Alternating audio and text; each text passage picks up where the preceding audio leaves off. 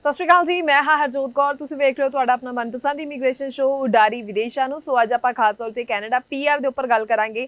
ਪਹਿਲਾਂ ਵੀ ਕਈ ਸ਼ੋਅਜ਼ ਆਪਾਂ ਕੈਨੇਡਾ ਪੀਆਰ ਤੇ ਕਰਦੇ ਹਾਂ, ਬਹੁਤ ਸਾਰੇ ਸਵਾਲ ਨੇ, ਤਾਂ ਉੱਥੋਂ ਉਹਨਾਂ ਸਵਾਲਾਂ ਨੂੰ ਸੁਣ ਕੇ ਸਮਝ ਕੇ ਇਹੀ ਲੱਗਦਾ ਕਿ ਇੱਕ ਸ਼ੋਅ ਹੋਰ ਡੈਡੀਕੇਟਲੀ ਸਾਨੂੰ ਕੈਨੇਡਾ ਪੀਆਰ ਤੇ ਕਰਨਾ ਚਾਹੀਦਾ ਤਾਂ ਕਿ ਤੁਹਾਡੇ ਸਾਰੇ ਸਵਾਲਾਂ ਦੇ ਜਵਾਬ ਕਲੀਅਰ ਹੋ ਸਕਣ।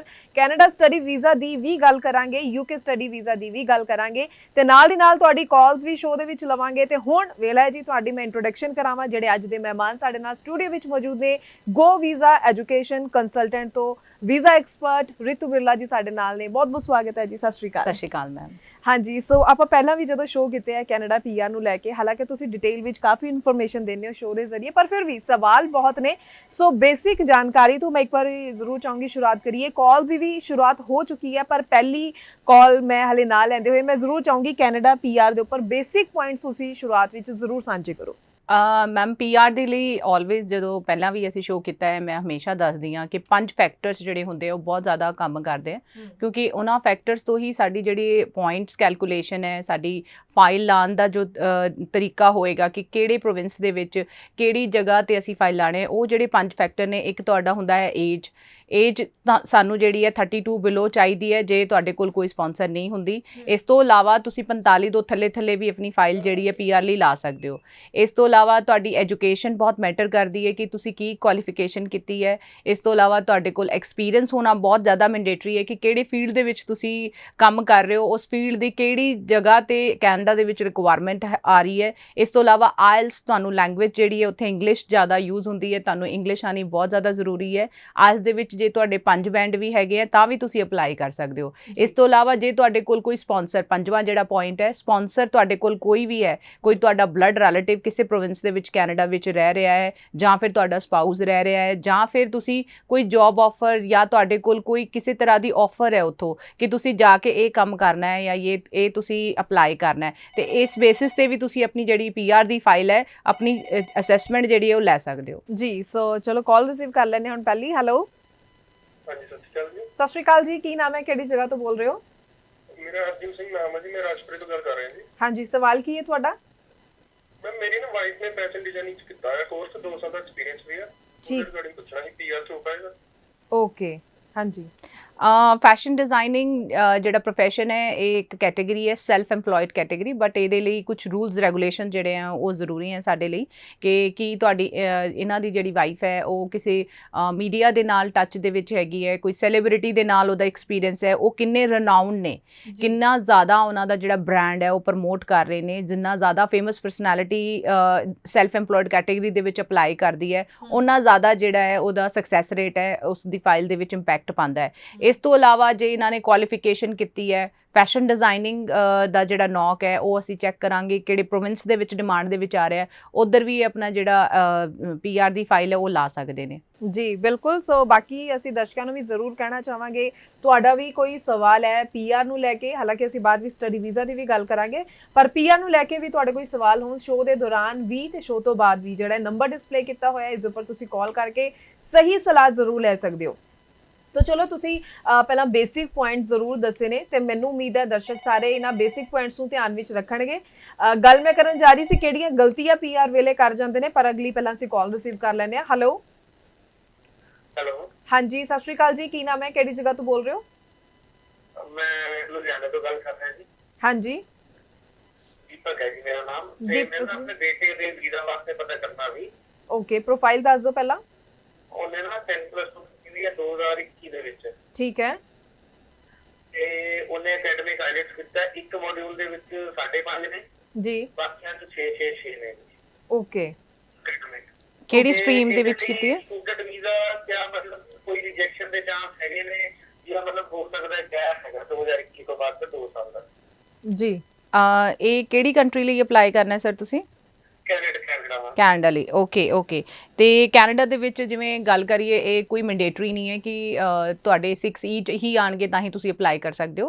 There are 2 more categories to apply. ਇੱਕ ਇਹਨਾਂ ਦੇ ਵਿੱਚ SDS ਕੈਟਾਗਰੀ ਹੈ ਜਿਹਦੇ ਵਿੱਚ 6 ਈਚ ਦੀ ਰਿਕੁਆਇਰਮੈਂਟ ਆਉਂਦੀ ਹੈ। ਇਸ ਤੋਂ ਇਲਾਵਾ ਜਰਨਲ ਕੈਟਾਗਰੀ ਹੈ, ਇਸ ਤੋਂ ਇਲਾਵਾ ਯੂਨੀਵਰਸਿਟੀ ਦੀ ਵੀ ਕੈਟਾਗਰੀ ਆਉਂਦੀ ਹੈ। ਜੇ ਬੱਚੇ ਨੂੰ ਐਡਮਿਸ਼ਨ ਜਿਹੜੀ ਹੈ ਯੂਨੀਵਰਸਿਟੀ ਵਿੱਚ ਮਿਲ ਜਾਂਦਾ ਹੈ 21 ਤੋਂ ਬਾਅਦ ਜਿਹੜਾ ਗੈਪ ਇਹ ਦੱਸ ਰਹੇ ਨੇ, ਗੈਪ ਦੇ ਵਿੱਚ ਬੱਚੇ ਨੇ ਕੁਝ ਤਾਂ ਕੀਤਾ ਹੀ ਹੋਣਾ ਹੈ, ਜਿਵੇਂ ਬੱਚਾ ਆਇਲਸ ਅਪਲਾਈ ਕਰ ਰਿਹਾ ਹੁੰਦਾ ਹੈ, ਆਇਲਸ ਦੀ ਕੋਚਿੰਗ ਲੈ ਰਿਹਾ ਹੁੰਦਾ ਹੈ, ਜਾਂ ਫਿਰ ਬੱਚੇ ਨੇ ਪੇਪਰ ਦਿੱਤਾ ਹੁੰਦਾ ਹੈ, ਜਾਂ ਫਿਰ ਉਹਨੇ ਆਫਰ ਲੈਟਰ ਵੀ ਮੰਗਾਈ ਹੁੰਦੀ ਹੈ, but due to intake availability ਬੱਚੇ ਦਾ ਜਿਹੜਾ ਗੈਪ ਹੈ ਬਾਈ ਚਾਂਸ ਕੋਇਨਸੀਡੈਂਸ ਨਾਲ ਵੀ ਪੈ ਜਾਂਦਾ ਹੈ। ਤੇ ਐਦਾਂ ਦੇ ਬੱਚਿਆਂ ਨੂੰ ਪ੍ਰੋਫਾਈਲ ਬਹੁਤ ਜ਼ਿਆਦਾ ਖਰਾਬ ਹੋ ਜਾਂਦੀ ਹੈ। ਬਟ ਜੇ ਤੁਸੀਂ ਜਸਟੀਫਾਈ ਕਰਦੇ ਹੋ ਆਪਣੀ ਫਾਈਲ ਦੇ ਵਿੱਚ, SOP ਦੇ ਵਿੱਚ, ਕਵਰਿੰਗ ਦੇ ਵਿੱਚ ਕਿ ਤੁਸੀਂ ਕਿਸ ਕਰਕੇ ਜਿਹੜਾ ਗੈਪ ਹੈ ਪੈ ਗਿਆ ਹੈ, ਤੇ ਇਸ ਤੋਂ ਇਲਾਵਾ ਹੋਰ ਵੀ ਬਹੁਤ ਸਾਰੇ ਫੈਕਟਰਸ ਨੇ ਸਾਨੂੰ ਜਿਹੜੇ ਚੈੱਕ ਕਰਨੇ ਹੁੰਦੇ ਕਿ ਬੱਚੇ ਦਾ ਜਿਹੜਾ ਕੋਰਸ ਹੈ ਉਹ ਉਹਦੀ ਸਟੱਡੀਜ਼ ਨਾਲ ਰਿਲੇਵੈਂਟ ਹੈ ਕਿ ਨਹੀਂ ਹੈ। ਇਹ ਬਹੁਤ ਸਾਰੇ ਫੈਕਟਰਸ ਹੁੰਦੇ, ਧਿਆਨ ਰੱਖ ਕੇ ਹੀ ਤੁਹਾਡੀ ਜਿਹੜੀ ਫਾਈਲ ਹੈ ਉਹ ਅਪਲਾਈ ਕੀਤੀ ਜਾਂਦੀ ਹੈ।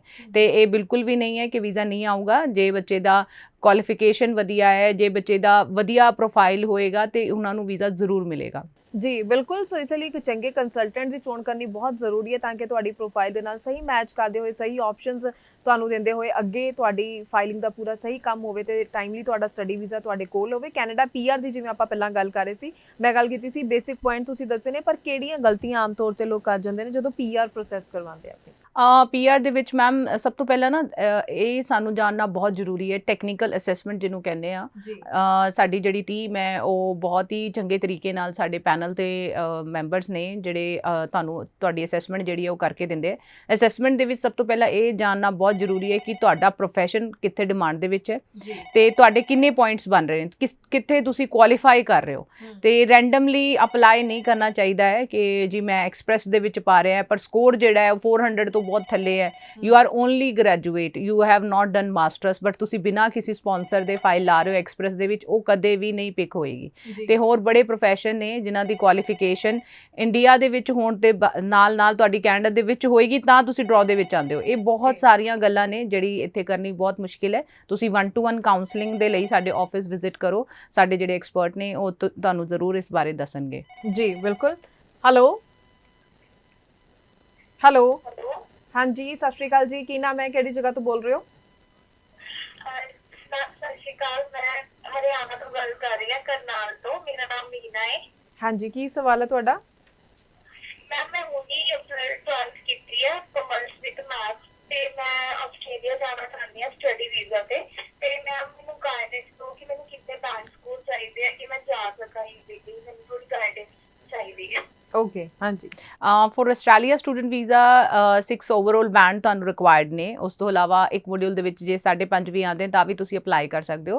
ਬਟ ਇੱਕ ਹੋਰ ਗੱਲ ਜਿਹੜੀ ਹੈ ਆਪਾਂ ਨੂੰ ਇੱਥੇ ਸਾਂਝੀ ਕਰਨੀ ਬਹੁਤ ਜ਼ਰੂਰੀ ਹੈ। ਆਸਟ੍ਰੇਲੀਆ ਦੇ ਵਿੱਚ ਇੱਕ ਤਾਂ ਘੱਟੋ ਘੱਟ ਗੈਪ ਹੋਣਾ ਬਹੁਤ ਜ਼ਿਆਦਾ ਜ਼ਰੂਰੀ ਹੈ। ਜਿੰਨਾ ਜ਼ਿਆਦਾ ਗੈਪ ਹੋਏਗਾ ਬੱਚੇ ਦੀ GT ਅਪਰੂਵਲ ਦੇ ਵਿੱਚ ਓਨੀ ਜ਼ਿਆਦਾ ਪ੍ਰੋਬਲਮ ਆਏਗੀ। ਇਸ ਤੋਂ ਇਲਾਵਾ ਉਹਦੀ ਐਜੂਕੇਸ਼ਨ ਜਿਹੜੀ ਹੈ ਉਹ ਰੈਲੇਵੈਂਸ ਹੋਣੀ ਬਹੁਤ ਇੰਪੋਰਟੈਂਟ ਹੈ। ਤੇ ਆਰਟ ਸਟੂਡੈਂਟ ਦਾ ਜਿਹੜਾ ਹੈਗਾ ਜਿਹੜਾ ਰੁਝਾਨ ਹੈ ਐਮਬੈਸੀ ਦਾ ਉਹ ਬਹੁਤ ਹੀ ਘੱਟ ਦੇਖਿਆ ਜਾ ਰਿਹਾ ਹੈ ਕਿ ਵੀਜ਼ਾ ਸਕਸੈਸ ਰੇਟ ਜਿਹੜਾ ਬਹੁਤ ਘੱਟ ਆਉਂਦਾ ਹੈ। ਬਿਕੋਜ਼ ਉਸ ਤੋਂ ਰੈਲੇਵੈਂਟ ਜਿਹੜੇ ਕੋਰਸ ਨੇ, ਜਾਂ ਤਾਂ ਤੁਹਾਡੇ ਕੋਲ ਆਲਰੇਡੀ ਉਸ ਤੋਂ ਰੈਲੇਵੈਂਟ ਇੰਡੀਆ 'ਚ ਤੁਸੀਂ ਕੋਈ ਅਰਲੀ ਚਾਈਲਡਹੁੱਡ ਦਾ ਕੋਰਸ ਕੀਤਾ ਹੈ, ਜਾਂ ਫਿਰ ਤੁਸੀਂ ਹੌਸਪਿਟੈਲਿਟੀ ਦਾ 1 ਸਾਲ ਦਾ ਡਿਪਲੋਮਾ ਜਾਂ 2 ਸਾਲ ਦਾ ਡਿਪਲੋਮਾ ਕੀਤਾ ਹੈ, ਫਿਰ ਤੁਸੀਂ ਡਿਗਰੀ ਅਪਲਾਈ ਕਰ ਰਹੇ ਹੋ, then we can get visa on arts profile.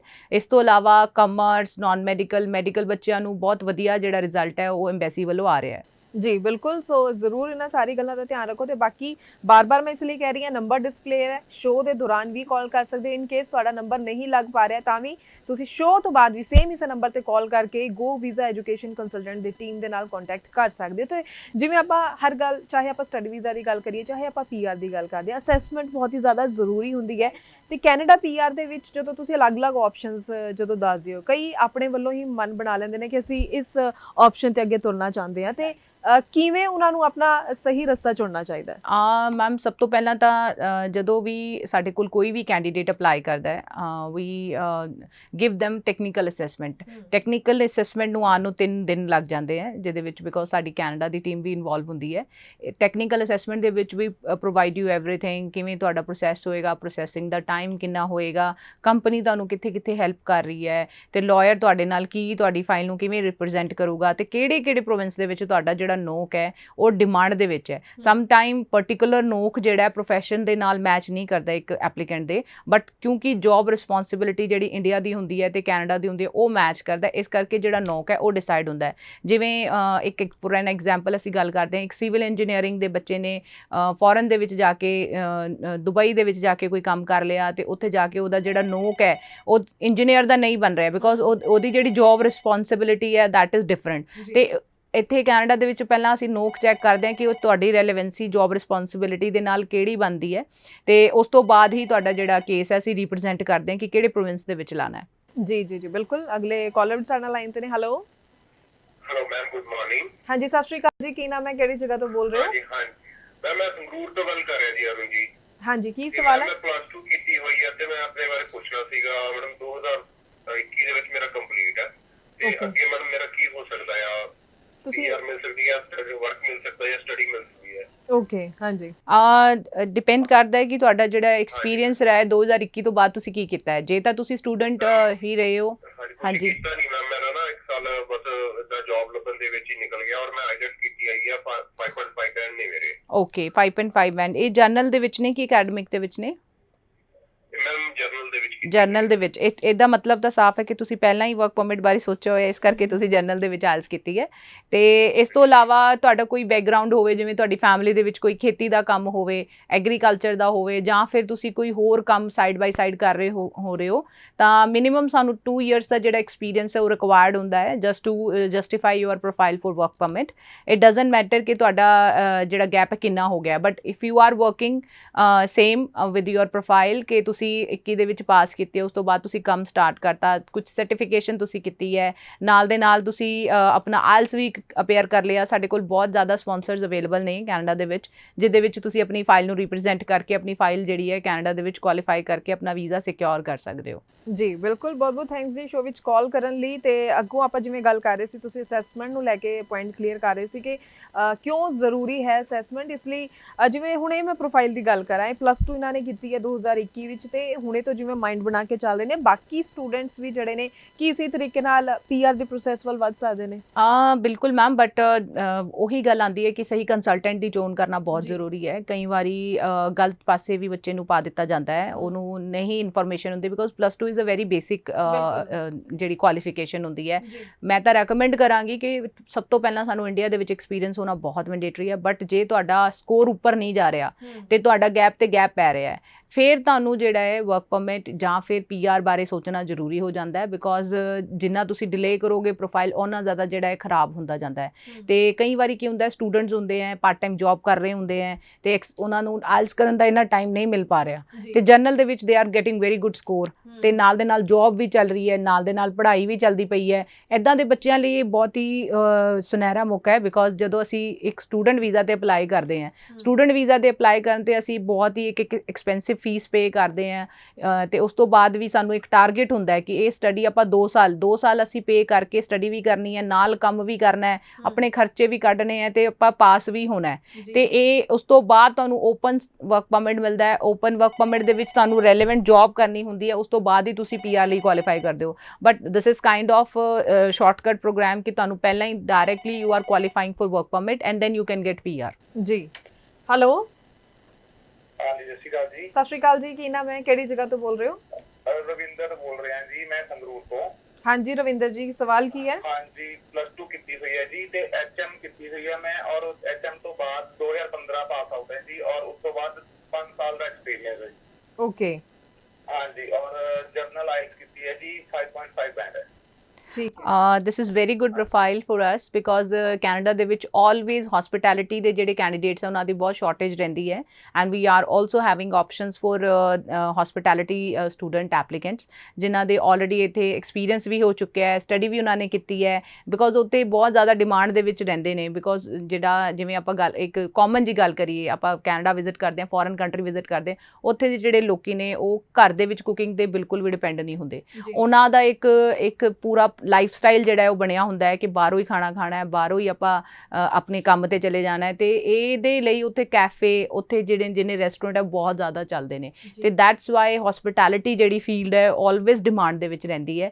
ਤੇ ਬਿਲਕੁਲ ਇਹਨਾਂ ਦੇ ਲਈ ਸਾਡੇ ਕੋਲ ਬਹੁਤ ਸਾਰੇ ਪ੍ਰੋਵਿੰਸਸ ਦੇ ਵਿੱਚ ਆਪਸ਼ਨ ਹੈ ਜਿੱਥੇ ਆਪਣੀ PR ਜਿਹੜੀ ਹੈ ਉਹ ਲੈ ਸਕਦੇ ਨੇ। ਜੀ, ਤੁਸੀਂ ਗੱਲ ਪ੍ਰੋਵਿੰਸ ਦੀ ਕੀਤੀ ਹੈ, ਤਾਂ ਪ੍ਰੋਵਿੰਸ ਨੂੰ ਲੈ ਕੇ ਕਿੰਨਾ ਕੁ ਚੂਜ਼ੀ ਹੋਣਾ ਚਾਹੀਦਾ ਹੈ ਕਿਸੇ ਨੂੰ ਵੀ, ਕਿ ਕਿੰਨਾ ਕੁ ਸੌਖਾ ਕਿਸੇ ਪ੍ਰੋਵਿੰਸ ਨੂੰ ਲੈ ਕੇ ਰਹਿੰਦਾ? ਰਾਈਟ ਮੈਮ, ਬਟ ਜਿੰਨਾ ਜ਼ਿਆਦਾ ਤੁਸੀਂ ਕਿਸੇ ਪੋਸ਼ ਪ੍ਰੋਵਿੰਸ ਨੂੰ ਚੂਜ਼ ਕਰੋ, ਬੇਸਿਕਲੀ ਜਿਵੇਂ ਇੱਕ ਸਟੂਡੈਂਟ ਦੀ ਗੱਲ ਕਰਦੇ ਹਾਂ, ਬਟ ਹਰ ਬੱਚਾ ਕਹਿੰਦਾ ਸਾਨੂੰ ਓਨਟਾਰੀਓ ਭੇਜ ਦਿਓ, ਸਾਨੂੰ ਬਰੈਂਪਟਨ ਭੇਜ ਦਿਓ, ਬਟ ਬਰੈਂਪਟਨ ਦੇ ਵਿੱਚ ਜਾਂ ਕਿਸੇ ਪਰਟੀਕੂਲਰ ਜੇ ਤੁਸੀਂ ਇਹ ਡਿਮਾਂਡ ਰੱਖਦੇ ਹੋ ਕਿ ਇਸ ਪ੍ਰੋਵਿੰਸ ਦੇ ਵਿੱਚ ਹੀ ਜਾਣਾ ਹੈ, ਜਿੰਨਾ ਜ਼ਿਆਦਾ ਪੋਸ਼ ਪ੍ਰੋਵਿੰਸ ਹੋਏਗਾ ਕੰਪੀਟੀਸ਼ਨ ਲੈਵਲ ਉਨਾ ਜ਼ਿਆਦਾ ਹੋਏਗਾ।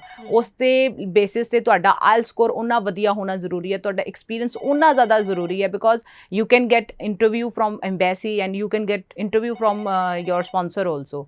ਜੇ ਤੁਸੀਂ ਇੰਨਾ ਕੌਨਫੀਡੈਂਸ ਰੱਖਦੇ ਹੋ ਕਿ ਤੁਸੀਂ ਉਸ ਲੈਵਲ ਤੇ ਜਿਹੜਾ ਹੈ ਕੰਪੀਟ ਕਰ ਸਕਦੇ ਹੋ, ਫਿਰ ਤੁਸੀਂ ਕਿਸੇ ਵੀ ਪ੍ਰੋਵਿੰਸ ਦੇ ਵਿੱਚ we will give you the option ਕਿਹੜੇ ਪ੍ਰੋਵਿੰਸਿਸ ਦੇ ਵਿੱਚ ਸਾਡੇ ਕੋਲ ਅਵੇਲੇਬਲ ਹੈ, ਤੁਸੀਂ ਉਸ ਬੇਸਿਸ ਤੇ ਉਸ ਪ੍ਰੋਵਿੰਸ ਨੂੰ ਚੂਜ਼ ਕਰਕੇ ਜਿਹੜੀ ਆਪਣੀ ਫਾਈਲ ਹੈ ਉਹਨੂੰ ਲਵਾ ਸਕਦੇ ਹੋ। ਜੀ, ਅਗਲੇ ਕਾਲਰ ਸਾਡੇ ਨਾਲ ਲਾਈਨ ਤੇ ਨੇ। ਹੈਲੋ ਹੈਲੋ, ਸਤਿ ਸ਼੍ਰੀ ਅਕਾਲ ਜੀ। ਸਤਿ ਸ਼੍ਰੀ ਅਕਾਲ ਜੀ, ਕੀ ਨਾਮ ਹੈ, ਕਿਹੜੀ ਜਗ੍ਹਾ ਤੋਂ ਬੋਲ ਰਹੇ ਹੋ? ਮੈਂ ਸੁਖਚਰਨ ਬੋਲ ਰਿਹਾ ਜੀ, ਮੁਕਤਸਰ ਤੋਂ। ਜੀ, ਕੀ ਸਵਾਲ ਹੈ? ਮੈਂ ਨਾ ਜੀ ਐਕਚੁਅਲੀ ਡਿਪਲੋਮਾ ਕਰਿਆ ਹੋਇਆ ਮਕੈਨੀਕਲ ਦਾ। ਓਕੇ ਜੀ ਮੇਰੇ ਨਾਲ ਬਹੁਤ ਮੇਰਾ ਵੀ ਪਲਾਨ ਕਰ ਰਹੇ ਜੀ, ਉਹਦਾ ਕੋਈ ਹੈਗਾ ਪ੍ਰੋਗਰਾਮ? ਜੀ ਹਾਂਜੀ ਬਿਲਕੁਲ, ਐਲਬਰਟਾ ਦੇ ਵਿੱਚ ਵੀ ਗॉट ਸਮ ਸਪਾਂਸਰਸ ਆਲਸੋ, ਜਿਹਦੇ ਵਿੱਚ ਉਹਨਾਂ ਨੂੰ ਜੈਨੂਇਨਲੀ ਜਿਹੜੇ ਮਕੈਨਿਕਸ ਸੀਗੇ ਰਿਕੁਆਇਰਡ ਸੀਗੇ, ਬਟ ਉਹਦੇ ਲਈ ਤੁਹਾਡਾ ਉਸ ਲੈਵਲ ਦਾ ਜਿਹੜਾ ਪ੍ਰੋਫਾਈਲ ਹੈ ਉਹ ਹੋਣਾ ਬਹੁਤ ਮੈਂਡੇਟਰੀ ਹੁੰਦਾ ਹੈ, ਬਿਕੋਜ਼ ਸਮ ਟਾਈਮ ਉੱਥੋਂ ਵੈਕੈਂਸੀਜ਼ ਬਹੁਤ ਓਪਨ ਹੁੰਦੀ ਹੈ, ਉੱਥੇ ਕੰਮ ਬਹੁਤ ਓਪਨ ਹੁੰਦਾ ਹੈ, ਬਟ ਰੈਲੇਵੈਂਸੀ ਜਿਹੜੀ ਹੈ ਉਹ ਬਿਲਕੁਲ ਨਹੀਂ ਹੋ ਪਾਉਂਦੀ। ਇੱਥੇ ਜਿਹੜੇ ਸਾਡਾ ਕੰਮ ਕਰਨ ਦਾ ਤਰੀਕਾ ਹੈ ਉਹ ਥੋੜ੍ਹਾ ਡਿਫਰੈਂਟ ਹੁੰਦਾ ਹੈ, but we can arrange your profile assessment also. ਜੇ ਤੁਸੀਂ ਕੁਆਲੀਫਾਈ ਕਰਦੇ ਹੋ we can also apply for Alberta, but ਜੇ ਤੁਸੀਂ 6 ਸਕੋਰ ਕਰੋਗੇ ਤਾਂ ਤੁਸੀਂ ਡਾਇਰੈਕਟਲੀ PR ਦੇ ਲਈ ਆਪਣੀ ਫਾਈਲ ਲਾ ਸਕਦੇ ਹੋ, ਪਰ ਜੇ ਤੁਹਾਡਾ ਸਕੋਰ ਉਸ ਤੋਂ ਥੱਲੇ ਜਾਂਦਾ ਹੈ ਫਿਰ ਤੁਹਾਨੂੰ ਪਹਿਲਾਂ ਇੱਥੇ ਜਿਹੜਾ ਹੈ ਵਰਕ ਪਰਮਿਟ ਦੇ ਬੇਸਿਸ ਤੇ ਹੀ ਤੁਸੀਂ ਆਪਣੀ ਜਿਹੜੀ ਫਾਈਲ ਹੈ ਉਹਨੂੰ ਲਾ ਸਕਦੇ ਹੋ। ਜੀ ਬਿਲਕੁਲ, ਤੇ ਇੱਥੇ ਮੈਂ ਜ਼ਰੂਰ ਫੀਲਡਸ ਬਾਰੇ ਵੀ ਜਾਣਨਾ ਚਾਹਾਂਗੀ, ਕਿਹੜੀ ਕੀ ਕੋਈ ਖਾਸ ਫੀਲਡਸ ਰਹਿੰਦੀਆਂ ਨੇ ਜਿੱਥੇ ਅਪਲਾਈ ਕਰੀਏ ਜਿਸ ਦੇ ਵਿੱਚ ਤੇ ਆਸਾਨੀ ਨਾਲ PR ਹੋ ਸਕਦੀ ਹੈ? ਮੈਮ ਸਭ ਤੋਂ ਜ਼ਿਆਦਾ ਜਿਹੜਾ ਅਸੀਂ ਦੇਖੋ ਕੰਮ ਕਰਦੇ ਹੋਏ ਸਾਨੂੰ ਵੀ ਬਹੁਤ ਸਾਲ ਹੋ ਚੁੱਕੇ ਨੇ, ਸਕਸੈਸ ਰੇਟ ਆ ਰਿਹਾ ਹੈ ਤੇ ਬਹੁਤ ਸਾਰੀ ਚੀਜ਼ਾਂ ਜਿਹੜੀ ਆਪਾਂ ਨੂੰ ਸਿੱਖਣ ਨੂੰ ਮਿਲ ਰਹੀ ਹੈ, ਤੇ ਜ਼ਿਆਦਾ ਆਪਾਂ ਜਿਹੜਾ ਦੇਖਦੇ ਹਾਂ ਨਰਸਿਸ ਦੇ ਪ੍ਰੋਫਾਈਲ ਬਹੁਤ ਆਉਂਦੇ ਆ, ਟੀਚਰਸ ਦੇ ਪ੍ਰੋਫਾਈਲ ਬਹੁਤ ਜ਼ਿਆਦਾ, ਬਿਕੋਜ਼ ਫੀਮੇਲ ਜਿਹੜੀ ਸਾਡੇ ਦੇਸ਼ ਦੇ ਵਿੱਚ ਸਭ ਤੋਂ ਜ਼ਿਆਦਾ ਪ੍ਰੈਫਰ ਕਰਦੇ ਕਿ ਜੀ ਇੱਕ ਟੀਚਰ ਦੀ ਜਿਹੜੀ ਜੌਬ ਹੈ ਸਭ ਤੋਂ ਜ਼ਿਆਦਾ ਕੰਫਰਟੇਬਲ ਹੁੰਦੀ ਹੈ, and we are also getting option and profiles for teacher profile, because ਜਦੋਂ ਇੱਕ ਫੈਮਿਲੀ ਦੇ ਵਿੱਚ ਬੰਦਾ ਕੰਮ ਕਰਦਾ ਹੈ, ਕੁੜੀਆਂ ਜਿਹੜੀ ਹੁੰਦੀ ਹੈ ਉਹ ਟੀਚਰ ਦੇ ਪ੍ਰੋਫਾਈਲ ਦੇ ਵਿੱਚ ਸਭ ਤੋਂ ਜ਼ਿਆਦਾ ਕੁਆਲੀਫਾਈ ਕਰਦੀਆਂ। ਇਸ ਤੋਂ ਇਲਾਵਾ ਕੇਅਰ ਟੇਕਰ ਦੇ ਪ੍ਰੋਫਾਈਲ ਸਾਡੇ ਕੋਲ ਹੈਗੇ ਹੈ, ਇਸ ਤੋਂ ਇਲਾਵਾ ਸਾਡੇ ਕੋਲ ਸ਼ੈਫ ਹਸਪਿਟੈਲਿਟੀ ਤੋਂ ਰਿਲੇਟਡ ਅਨਲਿਮਿਟਡ ਕੰਮ ਜਿਹੜਾ ਹੈ ਬਹੁਤ ਜ਼ਿਆਦਾ ਆ ਰਿਹਾ ਹੈ ਸਾਡੇ ਕੋਲ। ਇਸ ਤੋਂ ਇਲਾਵਾ ਆਪਾਂ ਜੇ ਗੱਲ ਕਰੀਏ ਜਿਵੇਂ ਇੰਜੀਨੀਅਰਸ ਹੁੰਦੇ ਆ, ਟੈਕ ਪਾਇਲਟ ਪ੍ਰੋਗਰਾਮ ਦੇ ਵਿੱਚ ਸੌਫਟਵੇਅਰ ਇੰਜੀਨੀਅਰ ਹੋ ਗਏ, ਹਾਰਡਵੇਅਰ ਇੰਜੀਨੀਅਰ ਹੋ ਗਏ, ਇਸ ਤੋਂ ਇਲਾਵਾ ਮਕੈਨੀਕਲ ਹੋ ਗਏ, ਸਿਵਲ ਇੰਜੀਨੀਅਰ ਹੋ ਗਏ, ਬਹੁਤ ਸਾਰੇ ਜਿਹੜੀ ਕੈਟੇਗਰੀਜ਼ ਹੈ there are open, and we just need to check ਕਿ ਅਸੀਂ ਕਿੱਥੇ ਕੁਆਲੀਫਾਈ ਕਰ ਰਹੇ ਹਾਂ, ਕਿੰਨੇ ਸਾਡੇ ਪੁਆਇੰਟਸ ਬਣੇ, ਕਿਵੇਂ ਸਾਡਾ ਜਿਹੜਾ ਪ੍ਰੋਫਾਈਲ ਹੈ ਉਹ ਡਰਾਅ ਦੇ ਵਿੱਚ ਆ ਸਕਦਾ ਹੈ। ਇਹ ਸਾਰੀਆਂ ਗੱਲਾਂ ਨੂੰ ਆਪਾਂ ਨੂੰ ਧਿਆਨ ਰੱਖਦੇ ਹੋਏ ਆਪਣੀ ਜਿਹੜੀ ਫਾਈਲ ਹੈ ਉਹਨੂੰ ਲਾਉਣਾ ਚਾਹੀਦਾ ਹੈ। ਜੀ ਬਿਲਕੁਲ, ਸੋ ਜ਼ਰੂਰ ਕਹਿਣਾ ਚਾਹੂੰਗੀ ਤੁਹਾਡਾ ਆਪਣਾ ਕੋਈ ਸਵਾਲ ਹੈ ਸ਼ੋਅ ਦੇ ਦੌਰਾਨ, ਸ਼ੋਅ ਤੋਂ ਬਾਅਦ ਵੀ ਜਿਹੜਾ ਨੰਬਰ ਡਿਸਪਲੇ ਕੀਤਾ ਹੋਇਆ ਸਕਰੀਨ ਦੇ ਉੱਪਰ ਤੁਸੀਂ ਕਾਲ ਕਰੋ ਤੇ ਗੋ ਵੀਜ਼ਾ ਐਜੂਕੇਸ਼ਨ ਕੰਸਲਟੈਂਟ ਦੀ ਟੀਮ ਦੇ ਨਾਲ ਟਾਈਮਲੀ ਕੰਟੈਕਟ ਜ਼ਰੂਰ ਕਰ ਸਕਦੇ ਹੋ। ਜੇਕਰ ਤੁਸੀਂ ਆਪਣੇ ਡਾਕੂਮੈਂਟਸ ਦੀ ਅਸੈਸਮੈਂਟ ਕਰਵਾਉਣੀ ਹੈ, ਇਹਨਾਂ ਦੇ ਆਫਿਸ ਆ ਕੇ ਮਿਲਣਾ ਚਾਹੁੰਦੇ ਹੋ ਤਾਂ ਸੈਕਟਰ 82 ਮੋਹਾਲੀ ਵਿੱਚ ਇਹਨਾਂ ਦਾ ਆਫਿਸ ਹੈ। ਟਾਈਮਲੀ ਆਪਣੇ ਡਾਕੂਮੈਂਟਸ ਦੀ ਅਸੈਸਮੈਂਟ ਕਰਵਾ ਕੇ ਸਹੀ ਆਪਸ਼ਨਸ ਨਾਲ ਤੁਸੀਂ ਅੱਗੇ ਜ਼ਰੂਰ ਵਧ ਸਕਦੇ ਹੋ। ਹੈਲੋ ਹਾਂਜੀ, ਸਤਿ ਸ਼੍ਰੀ ਅਕਾਲ ਜੀ, ਕੀ ਨਾਮ ਹੈ, ਕਿਹੜੀ ਜਗ੍ਹਾ ਤੋਂ ਬੋਲ ਰਹੇ ਹੋ? ਹਾਂਜੀ hello, I think network area ਵਿੱਚ ਨਹੀਂ ਨੇ ਹੋ, ਤਾਂ ਮੈਂ ਜ਼ਰੂਰ ਦਰਸ਼ਕਾਂ ਨੂੰ ਕਹਿਣਾ ਚਾਹੂੰਗੀ ਜਦੋਂ ਵੀ ਤੁਸੀਂ ਕਾਲ ਮਿਲਾਉਂਦੇ ਹੋ ਨੈਟਵਰਕ ਏਰੀਆ ਵਿੱਚ ਆ ਕੇ ਹੀ ਕਾਲ ਕਰੋ ਤਾਂ ਕਿ ਤੁਹਾਡੀ ਆਵਾਜ਼ ਸਾਨੂੰ ਪੂਰੀ ਕਲੈਰਿਟੀ ਨਾਲ ਆ ਸਕੇ। ਤੇ ਚਲੋ ਆਪਾਂ ਕੈਨੇਡਾ PR ਨੂੰ ਲੈ ਕੇ ਕਈ ਗੱਲਾਂ ਕਲੀਅਰ ਕੀਤੀਆਂ, ਆਈ ਹੋਪ ਜਿੰਨੇ ਵੀ ਦਰਸ਼ਕਾਂ ਦੇ ਸਵਾਲ ਸੀ ਉਹ ਕਲੀਅਰ ਜ਼ਰੂਰ ਹੋ ਚੁੱਕੇ ਨੇ। ਕੈਨੇਡਾ ਸਟੱਡੀ ਵੀਜ਼ਾ ਦੀ ਵੀ ਹੁਣ ਗੱਲ ਆਪਾਂ ਕਰ ਲਈਏ। ਕੀ ਲੱਗਦਾ ਹੈ ਕਿ ਹੁਣ ਜੁਲਾਈ ਇਨਟੇਕ ਲਈ ਕੁਝ ਆਪਸ਼ਨਸ ਹੈ ਜਾਂ ਫਿਰ ਸੈਪਟੈਂਬਰ ਇਨਟੇਕ ਤੇ ਹੀ ਤੁਸੀਂ ਫੋਕਸ ਕਰਦੇ ਹੋ? Ma'am July intake is already going on ਜੀ। ਐਂਡ ਸੈਪਟੈਂਬਰ ਵੀ ਚੱਲ ਰਿਹਾ, ਜਿਨ੍ਹਾਂ ਦੀ ਆਫਰ ਲੈਟਰ ਜਿਹੜੀ ਹੈ ਸੈਪਟੈਂਬਰ ਦੇ ਲਈ ਇਸ਼ੂ ਹੋਈ ਹੋਈ ਹੈ, ਉਹਨਾਂ ਦੀ ਫਾਈਲਿੰਗ ਚੱਲਦੀ ਪਈ ਹੈ, ਫਾਈਲਿੰਗ ਪ੍ਰੋਸੈਸ ਚੱਲਦਾ ਪਿਆ ਹੈ। Admissions we are also providing, but mostly ਜਿੰਨੇ ਵੀ ਰੈਪੂਟੇਡ ਕਾਲਜ ਹੁੰਦੇ ਉਹਨਾਂ ਦੇ ਜਿਹੜੇ ਇਨਟੇਕ ਹੈ ਉਹ ਸੈਪਟੈਂਬਰ ਦੇ ਵਿੱਚ ਫੁੱਲ ਹੋ ਚੁੱਕੇ ਨੇ ਤੇ ਲੈਫਟ ਰਹਿ ਗਈਆਂ ਨੇ ਬਹੁਤ ਹੀ ਘੱਟ ਸੀਟਾਂ। ਤੇ ਜੇ ਤੁਸੀਂ ਬਿਲਕੁਲ ਸੀਰੀਅਸ ਹੋ ਆਪਣੇ ਪ੍ਰੋਫਾਈਲ ਨੂੰ ਲੈ ਕੇ, ਆਪਣੀ ਜਿਹੜੀ ਆਫਰ ਲੈਟਰ ਹੈ ਬਹੁਤ ਛੇਤੀ ਆਪਣੀ ਅਪਲਾਈ ਕਰੋ ਤੇ ਆਪਣੀ ਲੈ ਕੇ ਆਪਣੀ ਜਿਹੜੀ ਫਾਈਲ ਹੈ ਉਹਦੇ ਬਾਕੀ ਦੇ ਡਾਕੂਮੈਂਟ ਜਿਹੜੇ ਆ ਇਕੱਠੇ ਕਰਕੇ ਆਪਣਾ ਵੀਜ਼ਾ ਜ਼ਰੂਰ ਲਵਾਓ। ਠੀਕ ਹੈ, ਬਿਲਕੁਲ। ਤੇ ਰਿਫਿਊਜ਼ਲ ਕੇਸਿਸ ਬਾਰੇ ਵੀ ਮੈਂ ਤੁਹਾਡੇ ਤੋਂ ਜ਼ਰੂਰ ਜਾਣਨਾ ਚਾਹੂੰਗੀ। ਤੇ ਰਿਫਿਊਜ਼ਲ ਕੇਸਿਸ ਲਈ ਕਿਸ ਤਰ੍ਹਾਂ ਦਾ ਕੰਮ, ਹੋਰ ਡਾਕੂਮੈਂਟਸ ਦਾ ਕੰਮ ਕਰਨਾ ਪੈਂਦਾ ਤਾਂ ਕਿ ਪਹਿਲਾਂ ਰਿਫਿਊਜ਼ਲ ਫੇਸ ਕਰ ਚੁੱਕਿਆ ਸਟੂਡੈਂਟ ਫਾਈਨਲੀ ਆਪਣਾ ਵੀਜ਼ਾ ਲੈ ਸਕੇ? ਬਿਲਕੁਲ ਮੈਮ, ਜਿਵੇਂ ਰਿਫਿਊਜ਼ਲ ਸਟੂਡੈਂਟਸ ਦਾ ਬੇਸਿਕਲੀ ਆਲਵੇਜ਼ ਇੱਕ ਜਿਹੜਾ ਕ੍ਰਾਈਟੇਰੀਆ ਹੁੰਦਾ ਹੈ ਕਿ ਕਿਸ ਬੇਸਿਸ ਤੇ ਉਹਨਾਂ ਦੀ ਰਿਫਿਊਜ਼ਲ ਆਈ ਹੈ, ਪਹਿਲਾਂ ਉਹਨੂੰ ਧਿਆਨ ਰੱਖਣਾ ਬਹੁਤ ਇੰਪੋਰਟੈਂਟ ਹੈ।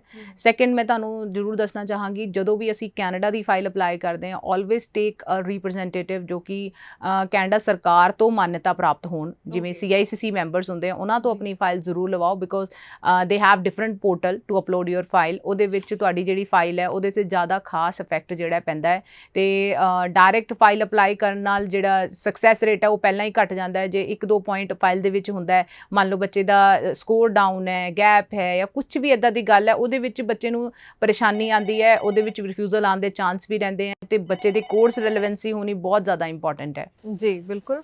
ਹੈਲੋ ਹੈਲੋ ਹੈਲੋ, ਸਤਿ ਸ਼੍ਰੀ ਅਕਾਲ ਜੀ। ਸਤਿ ਸ਼੍ਰੀ ਅਕਾਲ ਜੀ, ਕੀ ਨਾਮ ਹੈ, ਕਿਹੜੀ ਜਗ੍ਹਾ ਤੋਂ ਬੋਲ ਰਹੇ ਹੋ? ਜੀ ਅਸ਼ਮੀਤ ਗੱਲ ਕਰ ਰਹੀ ਹਾਂ ਮੈਂ ਪਟਿਆਲੇ ਤੋਂ। ਹਾਂਜੀ, ਕੀ ਸਵਾਲ ਹੈ? ਜੀ ਮੈਂ ਬੀਕਾਮ ਪਾਸ ਕੀਤੀ ਹੈ 2021 ਚ। ਠੀਕ ਹੈ, ਜੀ ਮੈਂ PR ਲਈ ਅਪਲਾਈ ਕਰਨਾ ਚਾਹੁੰਦੀ ਹਾਂ। ਜਨਰਲ ਵਿੱਚ ਮੇਰੇ 5.5 ਬੈਂਡ ਹੈ। ਓਕੇ।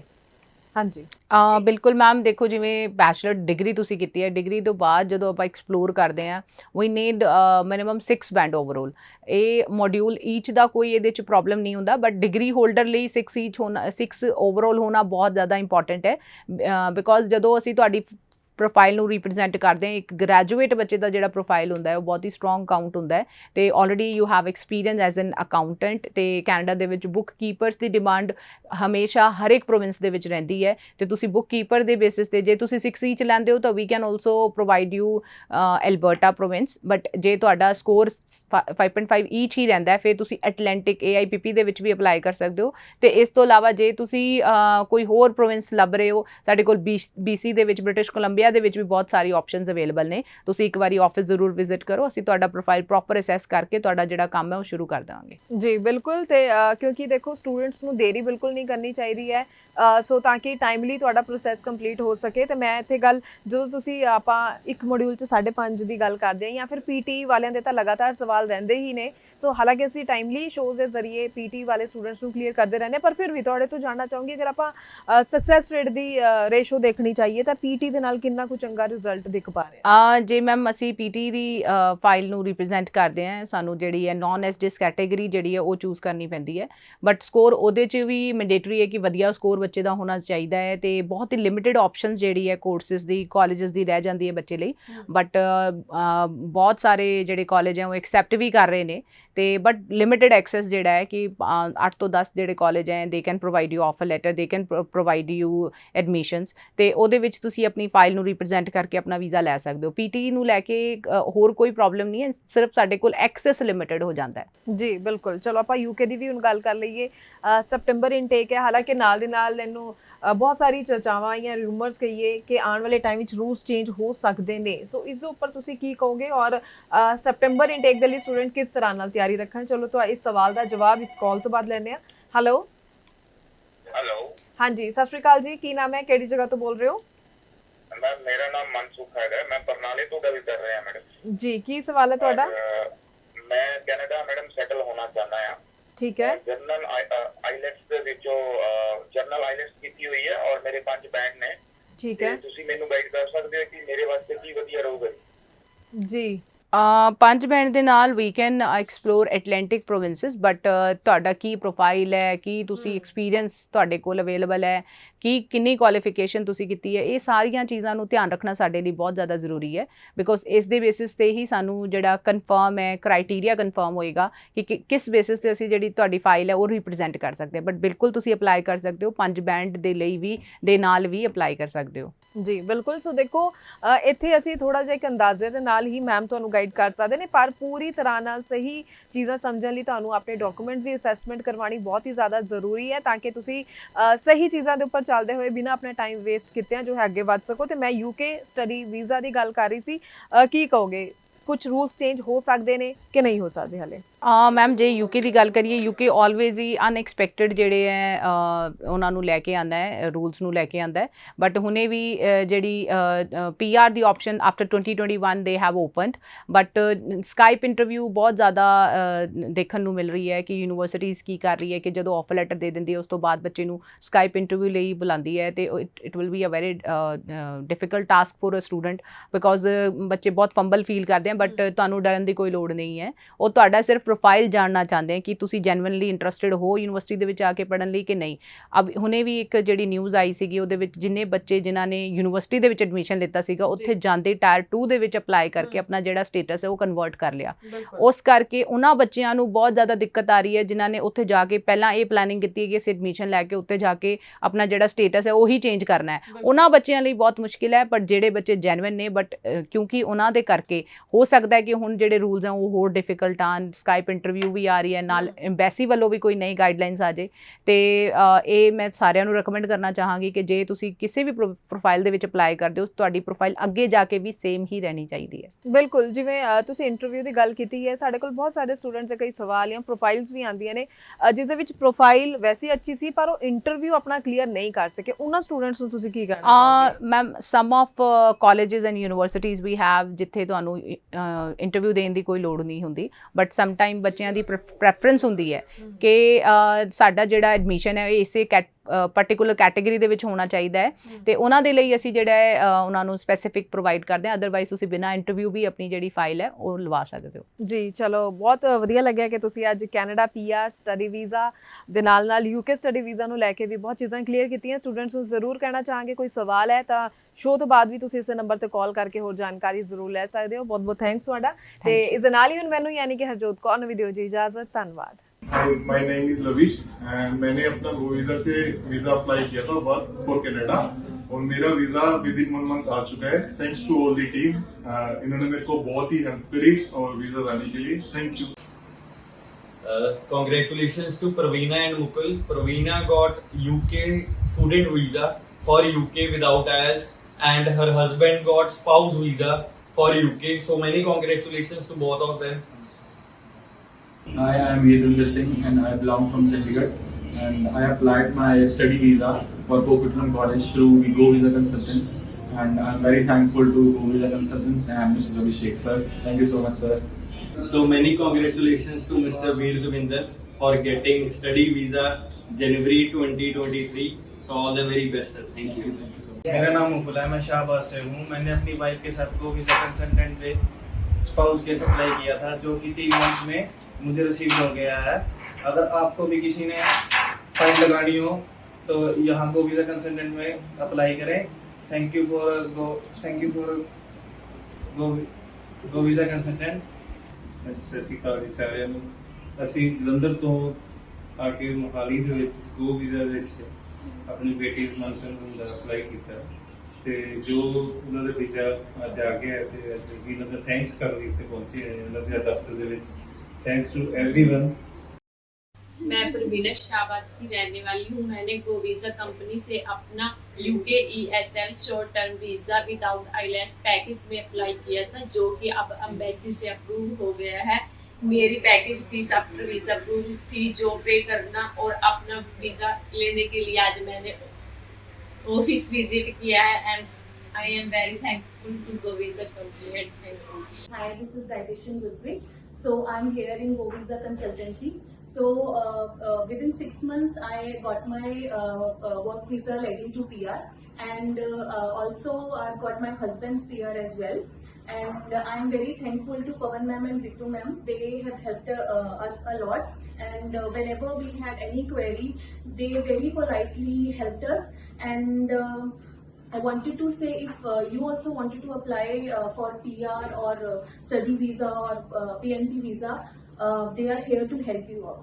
ਸਾਨੂੰ ਅੱਜ ਗੁਰਪ੍ਰੀਤ ਕੌਰ ਦਾ ਸਟੱਡੀ ਵੀਜ਼ਾ ਰਿਸੀਵ ਹੋਇਆ ਹੈ। ਹੁਣ ਮੈਂ ਜ਼ਿਆਦਾ ਆਪਣੇ ਆਪ ਨਹੀਂ ਕਹੂੰਗੀ, ਗੁਰਪ੍ਰੀਤ ਸਾਨੂੰ ਆਪ ਦੱਸੇਗੀ ਕਿੱਥੋਂ ਦਾ ਵੀਜ਼ਾ ਹੈ and how she is feeling. Gurpreet please.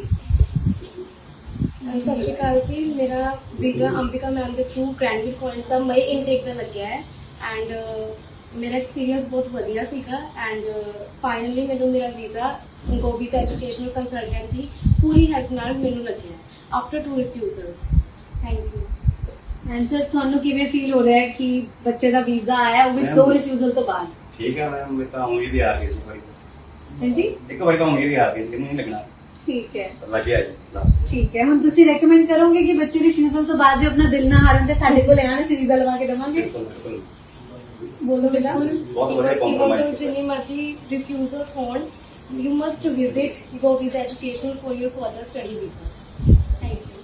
Thank you.